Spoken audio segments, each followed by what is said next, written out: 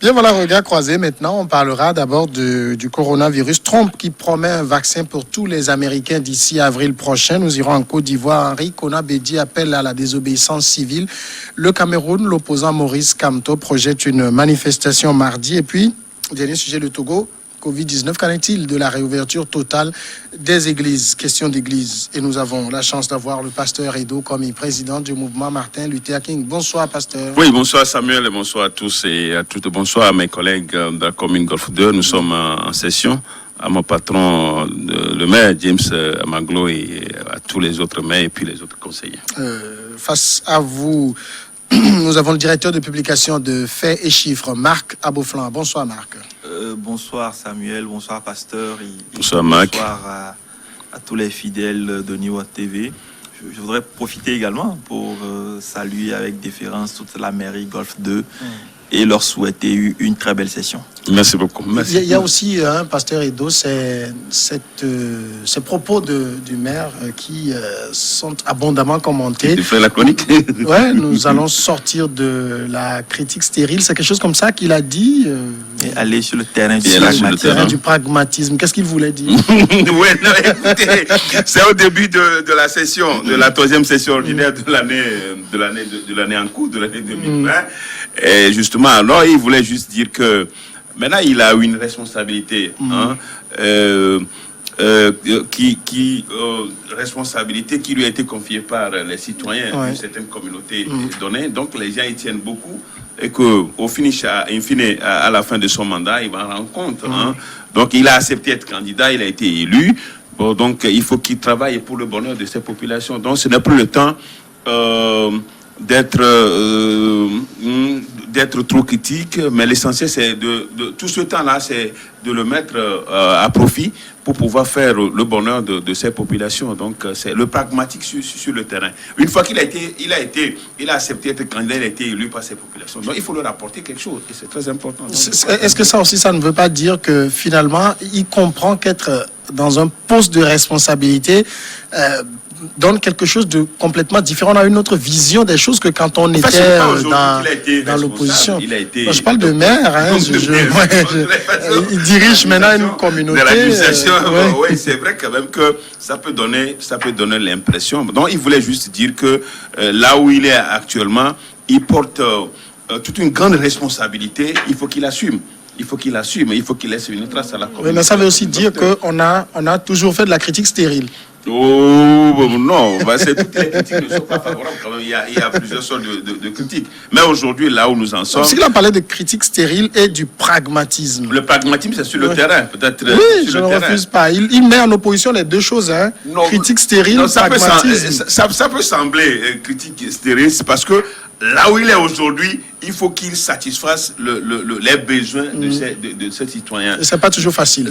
Au fait, ça ne l'exempte pas des critiques politiques. Il est non politique, donc il est toujours sur le terrain. Mais il ne fera plus de critiques stériles. Non, je n'en sais pas. Moi, ce que ce qu'il a dit. J'aimerais quand même dire deux mots sur ça. C'est politique.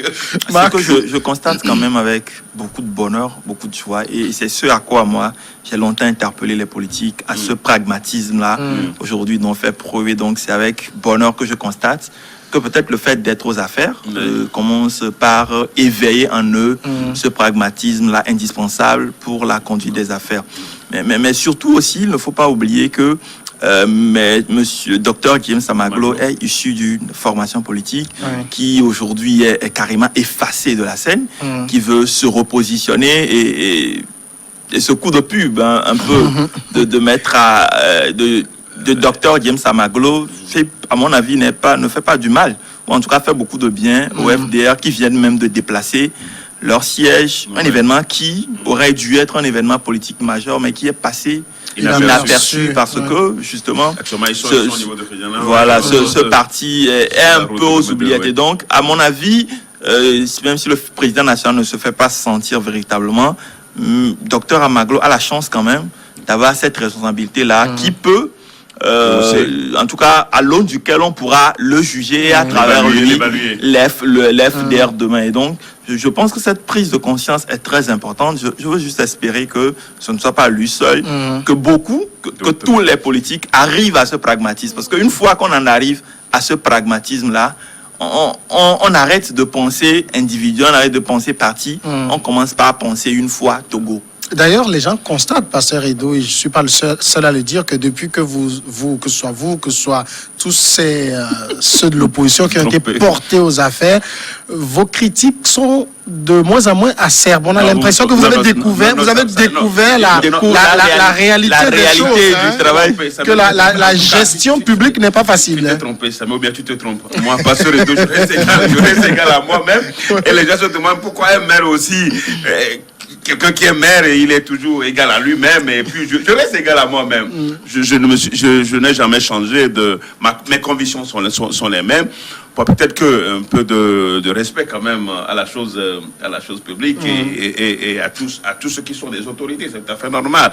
Bon, donc je ne vois pas mes collègues changer de fusil d'épaule. Nous avons les mêmes convictions. Pour nous, il faut quand même que le Togo change véritablement sa manière de gouverner. Le Togo change sa manière politique et que vraiment que nous voyons autrement que ce que nous sommes en train de voir. Bon, ça c'est ça. Vous avez le sentiment de ce changement de beaucoup de politiques de l'opposition aussi? Oui, bien évidemment, ce changement est compréhensible parce qu'il faut dire aussi que c'est le désœuvrement qui permet tout le temps d'être en train de faire ce genre de critique. Mais je pense aujourd'hui, vous allez constater, nos mairies, il y a beaucoup de travail là-bas, d'autant plus que c'est des expériences. Il y a énormément de travail. Je connais des maires, et c'est pas Pasteur Edo qui va me démentir, qui pratiquement dorment dans les mairies parce que il y a énormément de tâches à faire et ils n'ont plus le temps de ces critiques stériles d'hier. Et c'est pour ça qu'ils appellent. Et je pense que non seulement l'opposition, mais le pouvoir aussi doit prendre les bons exemples de cette expérience-là. Longtemps, quand nous avons appelé toujours à un partage de pouvoir, c'est aussi à ça. C'est aussi non seulement le fait de faire appel à toutes les compétences, quelles que soient leurs opinions politiques, pour travailler pour le Togo, mais également, ça fait que au sein de toutes les formations, on a conscience de comment ça marche. On ne se dit pas que ce sont eux qui font, donc ils font forcément mal, donc il faut les dénoncer, mais on se dit que quelle que soit la manière dont ils le font, c'est peut-être leur appréciation du moment. Et c'est pour ça que je pense que l'opposition et le pouvoir doivent tirer leçon de cette cohabitation qui existe dans certaines mairies, de cette prise de pouvoir d'un certain nombre d'élus locaux venant de l'opposition, pour que ça s'accentue. C'est vrai qu'on n'a pas d'élection, en tout cas sur les 3 prochaines années, mais j'estime et je crois que plus on aura de responsables politiques de l'autre bord qui auront de véritables postes de responsabilité, pas des postes dénués de leur substance. Parce qu'à chaque fois qu'il s'est agi de collaboration au sein du gouvernement, on a constaté que c'était des postes sans véritable portefeuille. Et donc, à mon avis, si on leur donne la possibilité de faire ce qu'ils ont, ils découvriront eux-mêmes la réalité de l'exercice du pouvoir. Les Togolais aussi les verront à l'œuvre. Parce que malheureusement, c'est ça. Et je pense que dans quelques années, nous aurons en tout cas un bon baromètre pour juger beaucoup d'hommes politiques qui aujourd'hui sont dans les arcanes du pouvoir local. D'accord. Bien, passons maintenant à notre premier sujet. Nous sommes aux États-Unis. Donald Trump qui affirme qu'il y aura un vaccin pour tous les Américains d'ici avril. Nous aurons assez de vaccins pour tous les Américains d'ici avril, selon le président des États-Unis. À ce moment-là, le pays aura produit suffisamment de doses de vaccins anti-Covid-19. Les promesses n'engagent que ceux qui y croient. Mais dans le cas du président sortant, candidat à sa réélection, l'affirmation ressemble surtout à une promesse de campagne, Pasteur. Ben, Donald Trump a le dos au mur actuellement parce que c'est la période de campagne. On n'a que moins de 2 mois. C'est en novembre. Le 3 novembre. Donc, il faut qu'il amadoue les Américains. Il faut qu'il attire les Américains vers lui, vers son projet, vers son nouveau mandat qu'il est en train de projeter. Mais il faut reconnaître quand même que Trump, dès le début de l'apparition de coronavirus, il s'est donné il s'est fait beaucoup d'amalgames, ces tergiversations, ces prises de position par rapport à la maladie, a fait que les États-Unis aujourd'hui sont presque... Les États-Unis sont les premiers pays les plus touchés au monde, avec des morts, des milliers de morts. Bon, donc aujourd'hui, s'il arrive à dire qu'il y aura de vaccins pour tous les Américains, donc il est en train de se ressaisir, sachant que les Américains vont nous juger sur cette tergiversation lors de l'apparition de coronavirus même. On l'a vu rarement porter de masque. C'est tout récemment on l'a vu porter de masque. Donc, s'approchant, sachant que les élections sont pour bientôt, donc il faut se donner une certaine marge pour dire aux Américains qu'il est avec eux, qu'il est en train de gérer le coronavirus avec eux. Donc je crois que, comme on l'a dit, c'est des propos de campagne. D'ailleurs, c'est une promesse. C'est une promesse. Il dit, les États-Unis ont une population de 300 millions d'habitants. Il a prévu 100 millions. Et après, les autres vont... Enfin, l'autre quantité va revenir. Bon, donc je dis que c'est des propos de campagne, mais qui va le quoi de l'autre côté, son challenger, qu'est-ce qu'il va en penser. Donc, on attend de voir, mais c'est une récupération, sachant que la maladie est en train de faire beaucoup de dégâts. Donc, il faut récupérer politiquement l'épidémie à coronavirus. On sait, Marc Abouflan, que la production de vaccins, selon les médecins, ça prend entre 9 et 14 ans. C'est vrai que dans le contexte du Covid-19, on accélère tout. Ce que dit le président, il sait qu'on vote en novembre et que les États-Unis sont le pays le plus touché au monde. Ça peut faire mouche.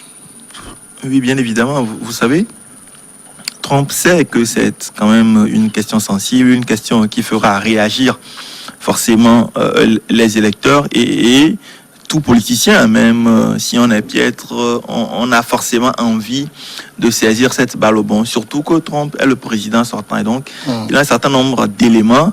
On a vu quand même, malgré ces différentes tergiversations, la manière dont il s'est investi personnellement, tous les moyens qu'il a voulu déployer pour assurer aux Américains la primeur du vaccin. On a vu le premier laboratoire allemand qui avançait, il voulait carrément racheter le laboratoire pour s'assurer que ces vaccins seront exclusivement dédiés aux États-Unis. Donc, à mon avis, c'est vrai qu'on est habitué au Trump avec des déclarations tempestives, mais cette déclaration, même si elle est mirobolante, même si elle ressemble à une promesse de campagne, je pense que Trump a les moyens de s'y engager. Quand on sait que sur les 300 millions de la population des États-Unis, c'est pas tout le monde qui sera candidat au vaccin, parce que c'est aussi ça la question. Mais si un vaccin est disponible, les États-Unis, dans leur toute-puissance, trouveront le moyen de le dupliquer autant que possible pour que chacun de leurs citoyens qui en veut puisse avoir une dose. Et donc, je pense que au-delà que ce soit une déclaration de campagne, c'est tout à fait dans les cordes des États-Unis, quelle que soit l'administration. C'est tout à fait dans les cordes parce que ce soit l'administration Trump ou une autre administration, il y a une certaine continuité dans la gestion de l'État,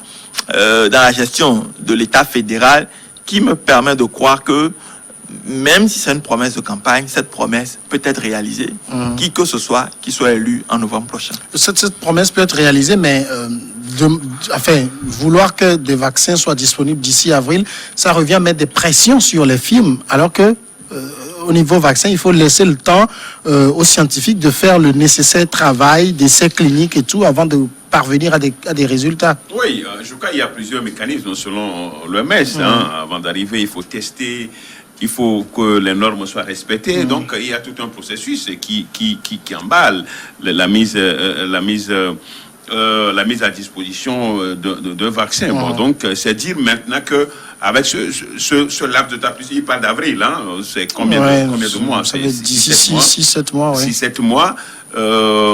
Comment est-ce qu'il va s'en prendre? Donc, il y aura beaucoup de pression sur les firmes, sur les scientifiques, afin que très rapidement, ils puissent en arriver. Bon, donc, vous savez, comme c'est les États-Unis, je ne dirais pas que les étapes vont être brûlées. C'est les États-Unis. Ce n'est pas exclu. Donc. Ce n'est pas exclu, vous savez. D'ailleurs, actuellement, dans la production des vaccins, des étapes ont été brûlées. puisque, je l'ai dit, il faut 9 à 14 ans pour avoir un vaccin. Oui. On veut le faire en moins d'un an, donc forcément, on a brûlé des étapes. D'ici avril, je me demandais même si c'était, supposons que ce que le Madagascar Covid organise, que Madagascar avait découvert, si c'était aux États-Unis, je crois que l'OMS, il allait même publier sans que l'OMS d'ailleurs, il est toujours en conflit avec, il voulait même se retirer. Il s'est retiré. Il s'est même retiré de l'OMS. Donc, c'est pour dire que, comme c'est les États-Unis, ils peuvent rapidement en arriver, et il y a aussi les moyens. Trump lui-même a les moyens, les États-Unis ont les moyens, puisqu'il va s'agir de la vie, d'une question très sensible, une question sanitaire très sensible. Donc, les Américains peuvent y arriver. Donc, tout ce qu'on peut dire, c'est au moins ce qu'on peut dire, 2 poids 2 mesures, c'est-à-dire il faut avoir quand même cet équilibre mondial pour que ce qui peut être possible aux États-Unis dans un laps de temps puisse l'être aussi dans les pays du tiers-monde, dans les autres pays. Bon, donc c'est un peu ça l'hégémonie occidentale sur les autres pays. Donc on attend de voir si ce vaccin est disponible aux États-Unis, ça peut aussi l'être dans les autres pays. Bon, on ne sait pas. Il a parlé seulement, puisque lui, il s'agit de Make America Great. Ça c'est ça. Make America Great. Hein. Pour lui, c'est la grandeur des États-Unis qui le tient à cœur. Bon, donc c'est ce qu'il est en train de faire. Bon, tout ce qu'on peut dire, c'est d'attendre voir ce que ça peut donner. Il y a un sondage Pew qui a révélé la semaine dernière que la moitié des Américains refuseraient d'être vaccinés si un vaccin était disponible aujourd'hui, alors qu'en mai, c'était le quart qui refuserait. Donc, c'est comme si la science avance, mais la tendance est en train d'aller à la hausse pour les personnes qui ne font pas confiance au prochain vaccin anti-Covid. Oui, bien évidemment, et c'est un élément que Trump maîtrise très bien. Et c'est pour ça que je pense qu'au-delà de l'annonce de campagne, vous savez, Trump a bâti sa réputation et sa première campagne électorale, sa gouvernance sur le American First. Il ne faut pas oublier que de l'autre côté, il y a la Chine qui talonne avec un certain nombre de candidats vaccins très prometteurs. Il y a l'annonce faite par la Russie d'avoir déjà trouvé un vaccin, ce qui met l'Amérique par rapport à tout ça derrière les autres en termes de recherche par rapport au vaccin. Il faut s'annoncer. Et pour ça, il faudrait avoir non seulement des actes forts, mais un tel engagement de la part de Trump. Je pense que ça participe aussi à sa campagne parce que tout ce qui se fait maintenant, il faut toujours y voir derrière des envieux, parce qu'il sait que ce mandat est déjà consommé et qu'il faudrait se battre pour l'autre mandat. Donc tous les éléments aujourd'hui, mais il y a aussi, à mon avis, ce qu'il veut rappeler à ses électeurs, c'est que il est toujours engagé pour faire de l'Amérique la puissance qui surpasse toutes les autres. Quand on sait que malgré tout ce qui se dit, tout ce qui se fait, l'Amérique n'est plus véritablement la première puissance mondiale aujourd'hui, que ce soit en termes économiques ou en termes militaires. Et donc, à mon avis, Trump est en campagne maintenant, et c'est ça que j'avais relevé dans plusieurs autres interventions ici, c'est qu'on ne sent pas le camp d'en face sur ces différentes questions-là. On n'a pas véritablement l'impression que Joe Biden, sa colistière et toute la communication démocrate ne parle pas finalement des questions qui touchent au cœur des Américains, parce que les Américains sont très à cheval sur cette question de demeurer le leader du monde. Et les Américains sont fiers de proclamer à chaque fois que leur État est l'un des meilleurs États, l'État où il fait le mieux vivre, la puissance, la superpuissance mondiale. Et donc, il faudrait, et Trump a réussi ça, c'est pour ça qu'il a pu obtenir son premier mandat, c'est de placer les Américains sur le piédestal sur lequel ils veulent être. Et je pense que ce nouveau discours aussi participe à ça. La pause, pasteur. Okay.